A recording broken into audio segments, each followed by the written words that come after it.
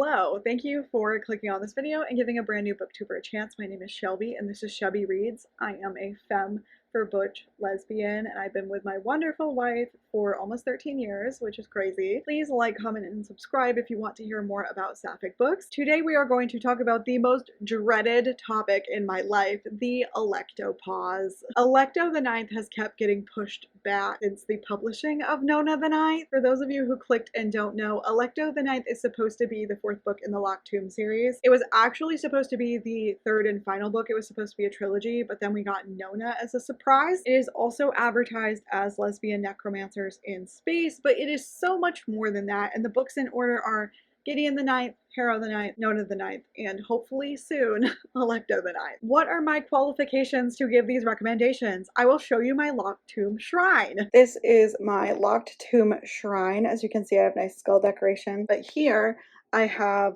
the Dazzling Bookish Shop original part of the trilogy. I also have these really cute bookmarks that I got on Etsy that I really like, and I just have them for display. And then if you go down one row, is my original Gideon, Harrow, and Nona. These two are tabbed with like all the times I feel like Gideon and Harrow were clearly in love with each other, and I just have to go back and do it with Nona. I'm doing a reread of Nona this year. But yeah, these are my credentials. This is my Locked Tomb shrine. Disclaimer for this video about my recommendations. None of these are going to ever 100% match up with the vibes and the writing of the Locked Tomb. It is my favorite series for a reason, and there is really truly no comparison. While I think that most of these books are at least worthy of like a try, we all have different preferences. We all like different things. Please keep that in mind if you take one of these recommendations from me and then you don't like the book. Okay. Now that we've gotten that out of the way, we're going to start with the recommendations. So first up, if you miss Gideon Nav like I do, I would like to recommend the Unbroken and the Faithless. This is a trilogy, so the Sovereign will be out in September by C.L. Clarke. If you miss Gideon because you miss butches and you miss like the almost enemies to lovers power dynamic imbalance of the first book, these ones are great. Terrain is the butch on the front and she is a soldier who was kidnapped when she was much younger and is forced to fight for this empire who kidnapped her against the people from her home country. And her love interest is Luca, who is the princess of the empire and who is the heir apparent to the throne. These books talk a lot about colonization and power struggles. It's so good. Like, these books are like criminally underrated. I don't know why more people don't like them. I think if you're looking for like a fantasy series with full butch and some power dynamic issues, I think you would love these. There's a lot of like revolution and rebellion and also trying to do the right thing for both of the main characters, and it was hard to decide whether to put this for like Gideon or Pyrrha, but I put it for Gideon because I just feel that it has the vibes. Next is Someone You Can Build a Nest In by John Wiswell. Now I picked this one. It's a horror fantasy because of the humor. I find the humor in this so funny. Now, is it exactly like that in like Gideon the Ninth specifically? No. However, I do still think it is a good sapphic tee-hee. There is also, I almost put this on my necromancy list because, hear me out, Shesheshan is a shapeshifter. Yeah, it's Shesheshan. is a shapeshifter who, in order to make her body look like other things, has to shove things in there. So she will like absorb the bones of other creatures and people in order to look the way that she wants. So I almost put it in the necromancy, but it's not necromancy. But I think that the humor and also the like trauma of the two main characters, Shesheshan and Homily, I feel like it reminded me of Gideon and Harrow in a slight way, and it really tickled the fancy for something slightly funny but also horrifying. So I highly suggest this book. This was one of my favorite books of the year by far. Next we have Legends and Lattes by Travis Baldree. Now my reasoning for this is big muscle lady, tiny lady who's a little bit sassy that she ends up with. I also just feel like Gideon would love this because she really needs a break after everything that's happened to the two of them, and just running a coffee shop together after being a sword lesbian for a really long time and saving up to be able to do this would be really nice. It's a really like slow-paced, nice read, and I really enjoyed it. Are the vibes similar? No, not even a little bit, but this is for Gideon. This isn't just for the books. So like, give this one a try if you want something that's like cozy and slow and not completely like plot driven the entire time. And if you like the kind of like slow burn romance. You might like this one. Of course we like slow burn romance. We're the Locked Tomb fans. They haven't even been in the same room in the last 2 books. The next book I want to recommend for Gideon is The Mermaid, the Witch, and the Sea by Maggie Tokuda-Hall. So this has a person who is assigned female at birth. Its gender is unclear, okay, but pretends to be a boy on a pirate ship in order to survive and be with her brother. The pronouns and the gender flip back and forth depending on what they're talking about, but presents very masculinely. And there is also a lady from the Empire that is kind of a bad place, but she's going to be married off and she doesn't want that, and they fall in love and it gets really messy, really messy. The reason I picked this for Gideon is because, spoilers, at the end there is like a large sacrifice. They like sacrifice their humanity for each other and to be together, to be with each other. And as Gideon is big on sacrifice, obviously, because of the first book, I think that she would vibe with this. There's also a lot of magic and mermaids and fun stuff, so like, think about reading that. And then for the last Gideon recommendation is Our Wives Under the Sea by Julia Armfield. And you're like, Shelby, why would you recommend this for Gideon? Do you remember in Harrow the Ninth when Gideon is like being forced to watch Harrow suffer and there's nothing she can do about it and she's miserable and she just wants Harrow to eat her soul? Yeah, this book is like watching a terminal illness of a loved one and not being able to do anything about it after like a crazy and weird traumatic experience. So this book screams Gideon Nap to me. I'm just saying what I'm saying, okay? My channel, and if you don't like my recommendations, leave. Next, if you missed Harrow Hark, my beloved, I miss you. I miss you every day. I have 5 suggestions for her. For each of the characters I'm doing, I have 5 suggestions, and then there's a couple other categories, and that's where it gets a little iffy. But the first one is An Education in Malice by S.T. Gibson. And I recommend this one because there is like an intense academic rivalry that is like definitely enemies to lovers, but there's also like a authority figure who is a creep and kind of a weirdo. And that makes me think of John. Also, like, the immortality is forced upon them. So like that also makes me think of Harrow Hark. It is a little bit kinky. A little bit. There's a little bit, but it's dark. It has vampires, it has lesbians. What is not to like about this? And it's like dark academia. I think Harrow would really enjoy this. The next is The Never Tilting World by Chupeco, and it is specifically because of one of the main characters. Yeah, it's Odessa. So Odessa is chronically ill. She is very sheltered, like Harrow Hark, she's very sheltered. She's not allowed to do much of anything, and she's very convinced that she knows what's right and what she's very convinced that she's right about everything and argues a lot with like other characters, and she kind of starts losing it a bit in this book because of some of the magical elements. It really made me think of Harrow, especially her own book. There are 4 POVs in this, and I did have my problems with this book, but like it's still a worthwhile read, I think. I don't think the things that bothered me will bother everyone. Next, I have The Third Daughter by Adrienne Tooley. Now, this is kind of a similar thing. It's a main character who thinks she knows what's best for everybody. There's a lot of magical elements, and she decides she's going to put her sister in like a long-term sleep because she cannot allow her to be queen and she can't let her rule. And if that's not Harrow Hark level of in charge and being like, I know what's best for everybody, I don't know what it is. The other main character, who is the love interest, also has like magical sadness that is like all enveloping and really upsetting. And it makes me think of like how miserable Harrow was in the second book. So I would recommend this one. I can't wait to read the next one. I actually really love this book. The next one is on ebook that I have, and you can buy a physical copy. I just have it on ebook. Is The Last Girl Standing by Jennifer Dugan, and it's because there is like, it is a slasher. It's like the aftermath of what happened at like a slasher event at a camp, and these 2 girls are the only survivors and they're together, and there's a lot of cult stuff, and the main character Sloane kind of goes into this like descent into madness, and I felt like it was very reminiscent of Harrow losing it in book 2 of the series. So I think if you like the Locked Tomb, so you probably like thrillers and horror, so you would probably like this. I really enjoyed it. And the last one for Harrow Hark is The Lesbiana's Guide to Catholic School by Sonora Reyes. This one is a YA contemporary, but I feel that Catholicism is really the Locked Tomb vibe, and my wife grew up Catholic, like Italian Catholic, so I think that she would agree.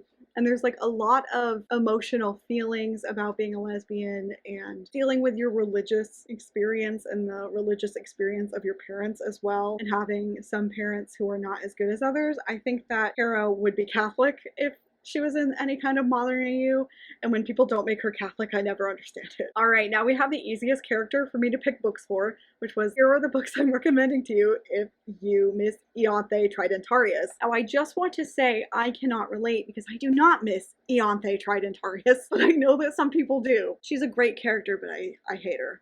God, I hate her. So my first recommendation is a duology. It's Beyond the Ruby Veil and Into the Midnight Void by Mara Fitzgerald. Now, the two main characters of these books are unhinged. They make horrifying, terrible decisions. They are insanely ambitious characters. They do not subscribe to the regular standard morality that other people might, like regular people might, and they're just like weirdos. They're weirdos, but like in the nicest sense. Like, I really felt like Ianthe was calling me when I was reading these, especially the main character. You will love this if you love Ianthe, I promise. Also, if that's not enough of a draw, there is like some really interesting magic and like world building system, and I really enjoyed these books. I truly did. Disclaimer, I have not finished reading this book at the time of recording this. However, I have read more than enough of it to know that Ianthe would love this book. The next one is Bury Our Bones in the Midnight Soil by V.E. Schwab. If you miss Ianthe being a terrible person, you would like this book. There is a character named Maria who does horrifying, terrible things. So she's a vampire. She's not at first, but she turns into a vampire. She kills so many people. She does not feel bad about it. And one of the things that I thought was interesting is that she's a lesbian. And I was like, oh, you know how a lot of lesbian vampires probably kill men because they don't want to kill women. Nah, this lady kills women because they taste better. And if that's not Ianthe, I don't know what is. Yeah, so it's vampires. I am enjoying it. I'm reading it for my Sapphic Book Club. I don't know if it will end up being good, but so far so good. And I think if you miss Ianthe, you will like reading this. The next book I have is Tripping Arcadia by Kit Mayquist. This is like a gothic thriller kind of horror. So the reason why this is on the Ianthe list is because it's kind of crazy. Like, this girl goes to poisoning people, spoilers I guess, really quickly at the drop of a hat with barely any provocation, which is like Ianthe to a T. Like, it's kind of nuts. And then the other thing about it is that there are like really weird sibling dynamics in this book and family dynamics, and if that's not the Tridentarius twins, I don't know who is.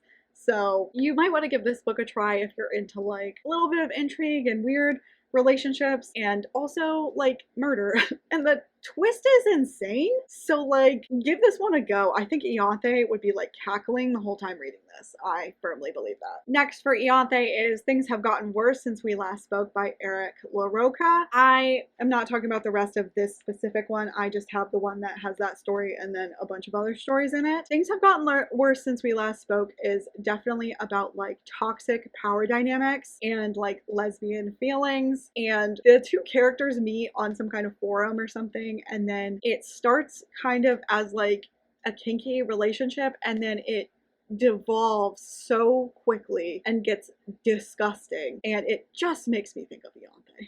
It just makes me think of Ianthe. Ianthe is disgusting and awful. Like, I don't know. And last for Ianthe, I do not have a copy of this, and this is also partially just for a giggle. You don't have to read this, don't read this. But the Citrus manga series, which is about stepsisters being gross in Japan, pirate it. Don't give them money. Thrift it, do whatever you want. Look up the trigger warnings though. It's giving Ianthe and Corona Beth left alone for 5 minutes. It's giving Ianthe and Corona Beth being weird. It just is. And I've read them because I was curious. I pirated, don't worry. Like, I didn't give that person money, but like, yeah, it's giving Ianthe and Corona Beth for sure. Next is If You Missed Palamides, that funky little science man. Most of these are also a little bit of a gag because he was reading like period pieces in the bubble in the river forever, and I will die on that hill. I don't care. He would love this bit. I don't care. These are all sapphic, by the way. I don't suggest things that aren't sapphic, so get out. The first one is Fingersmith by Sarah Waters. This is like a crazy heist with like twists, and it takes place in like the 1800s, and there is some just insane stuff that I think he would be entertained. I just think he would be writing the second book on the walls of the bubble in the river also. It might be a little too highbrow for him, but this book is really incredible. and I think anyone should read this, honestly. Another one by Sarah Waters is Tipping the Velvet. Again, there's just like a lot. This one's like late 1800s, early 1900s. There's a lot of fun sapphic material. This one actually has a lot of suffering and melodrama, so I think he would really enjoy this one. I don't know if this one needs a sequel, but if it does, he should write it. The next one I have for him is The Lady's Guide to Celestial Mechanics. I read this on ebook also. This one is picked for him not only because it's a period piece with sapphics that he could write about, but it is also picked because it has a lot to do with science and astronomy. I think that he would really dig that as like a researcher man. I think he would love that. The next one I have for him is Life Mask. This one is much more historical. It's by Emma Donoghue. It is about a real woman named Anne Damer who was a lesbian like in the 1700s. She was married for a brief time, but like she had rumors about her being with an actress, and she also was confirmed to be with somebody else for a very long time. I'm pretty sure until her death. So this book is a little boring, but highly historical, very interesting. There's some things that are interpreted, obviously, because we don't know everything about the messy drama that happened during this. However, I think Palamides would like this one. There is some drama for him. And the last one for Palamides is The Incandescent by Emily Tesh, because there is a sapphic romance in it, but it's academia, like it takes place at a school. There's like magic. There's a lot about like the actual hierarchy of the school though, and like the way things run, because this teacher isn't just a teacher. And so I think that he would be interested. I think he would also be yelling at the book and some of the stupid plot points. And I agree with him. I was yelling too. So now if you miss Pura Divey, I don't know. We're getting to she's our last character, okay? I didn't want to go through all of them. That's exhausting. So my first one for her is A Scatter of Light by Melinda Lowe. I very recently read this. It's because there's cheating in it, and I can't even lie. It's like a contemporary sapphic romance. But literally, she's friends with these two people, and she cheats with one of them while actually knowing the other person. And if that doesn't kind of explain the Gideon, Wake, Pura situation, I don't know what does. I think that Pura would like that one, maybe cry while eating a bucket of ice cream. The next one I have for Pura is House of Hunger by Alexis Henderson. This one is vampires also, but it has like a power dynamic, toxic relationship imbalance thing going on, and also an age gap. Not too significant compared to Pura and Wake, obviously, but still like a bit problematic. Also, there is just like an interesting take on immortality and the horrible suffering that can happen through the pursuit of immortality. So I think that this definitely describes like Pura and Gideon quite well, and I think they would relate. Not Gideon Nav, Gideon the First, in case people forgot. There's two of them, Jesus. But yeah, I think that this would be a good book for her to read, or if you just miss Pura. Next is We Set the Dark on Fire and We Unleash the Merciless Storm. These are both by Taylor K. Mejia, and they're a duology. There is a lot of So there's some magic, I think, there's some fantasy, but there are these two girls who are forced to marry a guy because every guy gets two wives. And therefore, they don't like each other, they hate each other, they're trying to compete with each other until they realize that they should be working together. One of them is in a revolution, and so they're rebelling against this horrifying government that controls women. I thought that this was a lot like Kira and Waite. I thought that that would speak to their romance a lot, and also, like, I mean, Gideon the First obviously wasn't the main problem with their love story, but like, I think that has the enemies to lovers and also like fighting the systemic problems vibe that Wake personally would appreciate. Next, for Pyrrha, we have more vampires. This is A Dowry of Blood by S.T. Gibson. The reason why I put this is because I view John's friends and group as kind of like a fucked up polycule, and if this is not the definition of a fucked up polycule, I don't know what it is. It is more vampires. It is like a retelling of Dracula's brides, and one of them is a guy, and it's weird. There's a lot going on. There's also like the trying to kill your maker and overtaking him that I feel like would be very relatable for Pyrrha and Gideon together. Also, I feel it goes over the whole like eternity is a long time to piss somebody off for and abuse people for. And last, I have Dead End Girls by Wendy Hurd.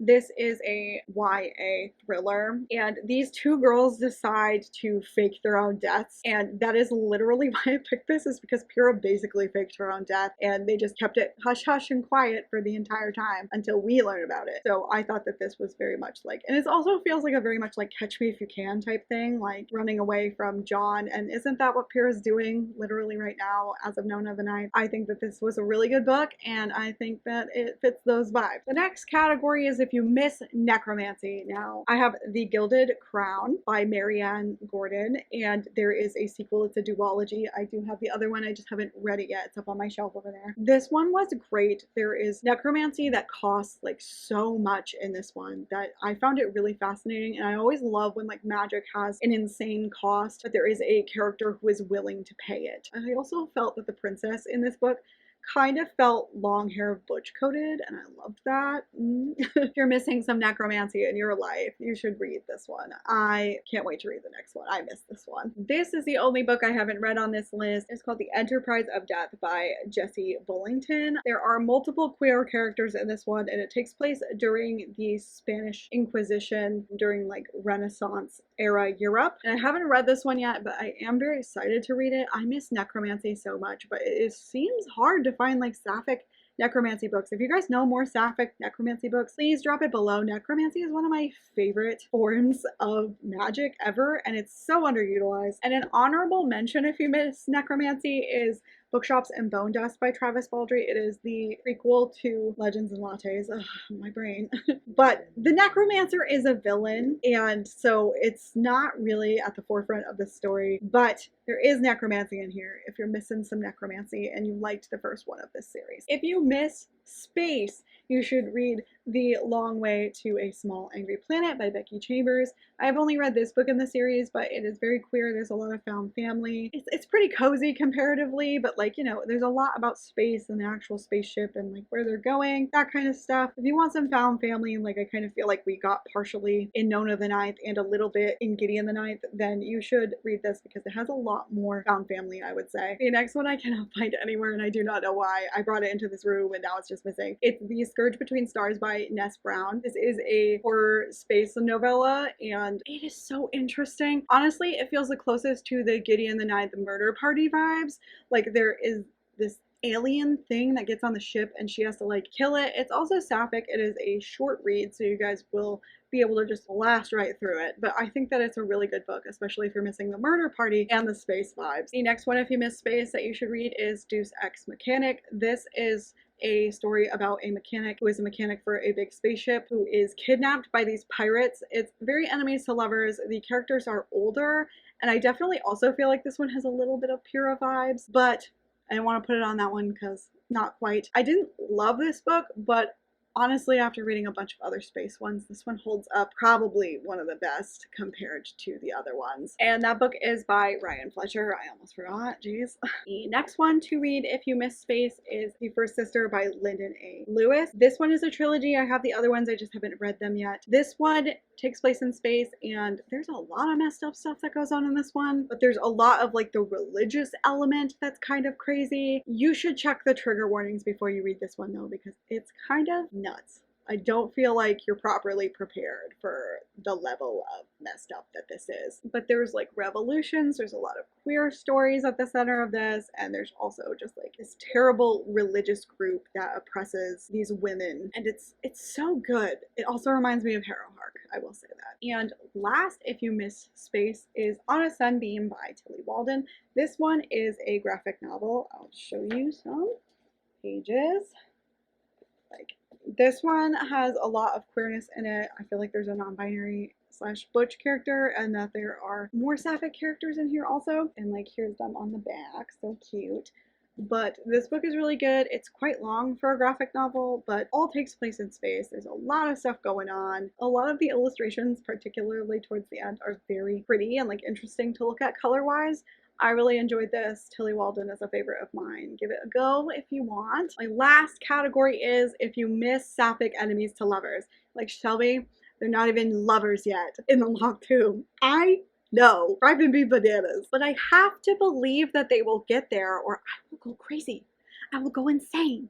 I will just lose it. So the first one I read really recently is The Final Strife by Sara El Arifi. This one is a trilogy. I bought the second book so fast, you can't even believe it. But there is a lot about kind of imperialism, I would say, and there's like this big competition to see who the next generals will be, and they're very difficult challenges. There's also magic. This also does evil but still complicated caregivers quite well. It also does what happens when a revolution is not actually full of good people well, which I think we all know that the Blood of Eden is not full of good people. So I think that you would really like this. This one is so good. Oh my god. Also, it seems like they're not going to be together for the next 2 books either. So, like, you miss the slow burn that makes you want to throw a book out a window. Here you go. The next one is The Jasmine Throne by Tasha Suri and the Oleander Sword. And I think the third one is The Lotus Empire. I have it. I just don't know where it is. I think it's in this room, actually. These are like a Indian fantasy where they are enemies to lovers and back to enemies, at least at the point where I'm at. There is a lot of political intrigue, a lot of magic and like moving parts. There's quite a few POVs. I really like this series. I know a lot of people are starting to have like some conflicting feelings, but please remember I haven't read the third one. But if you want some like sapphic enemies to lovers with like power and balance and magic and pretty ladies, then you should read this one.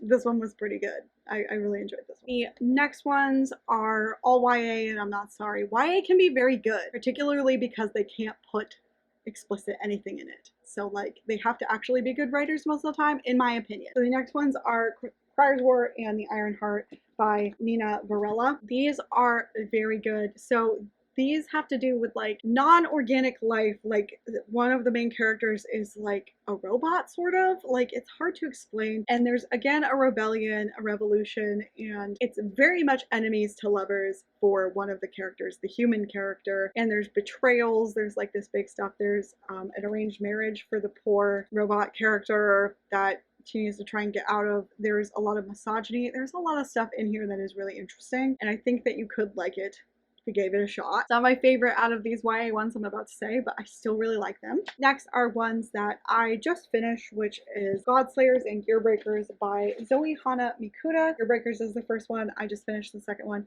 This one is like mechas, but also like there's a robot person. Sona is a robot. There's a rebellion, which Eris is in. There are like these crazy like godlike characters called the Zeniths, and they are enemies to lovers and then back to enemies for a little bit also. There's something about that. I don't know. I just really enjoy it. But I thought that this world was really cool. However, I would recommend reading one after the other, because I picked up the second one after quite a long time of not reading the first one, and I was lost for a while. I was like, I did not know what is going on. However, this is like a really good dystopian duology. I really liked it. And the enemies to lovers, it was going. It was vibing. The last one is my favorite of the YA suggestions, and I feel that this duology doesn't get enough hype, in my opinion. So it's The Midnight Lie and The Hollow Heart by Mary Rudkowski. So these are so interesting. So first of all, I will die on the hill that Sid is a butch. Sid, the princess, is a butch. I don't care what anybody says. There is a lot of complicated like magic and religious systems in this one. There is like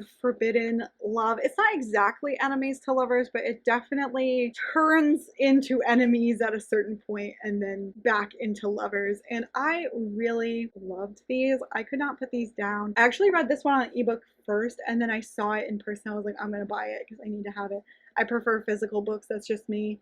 I don't know what it is about ebooks, but they're just tactilely, they're not it, you know? But I really, really love these ones. And I think if you want like complicated decisions that end up where no one is happy, these are the books for you. Please also give me your Alecto Pause recommendations in the comments. I know that I cannot be the only one dying over here. I cannot wait until Alecto comes out. I feel like I'm losing my mind. I actually plan to do like a very long deep dive video on the series once the last one comes out, and I've read the last two several times because I've read the first two multiple times, but Nona is on my reread for this year, and Alecto I'll have to read probably twice, but like I want like a 6-hour long video of just me going absolutely nuts over this series. I will be coping by reading and writing more fan fiction because I'm losing it, and also crying to those sad edits on TikTok. You all know who you are, stop it. If you watched this far, please leave a sword emoji or a skull emoji. Please do not forget to like, comment, and subscribe. It really helps the channel, and I will see you guys in the next one. Bye! Good luck on the Alecto pause, besties!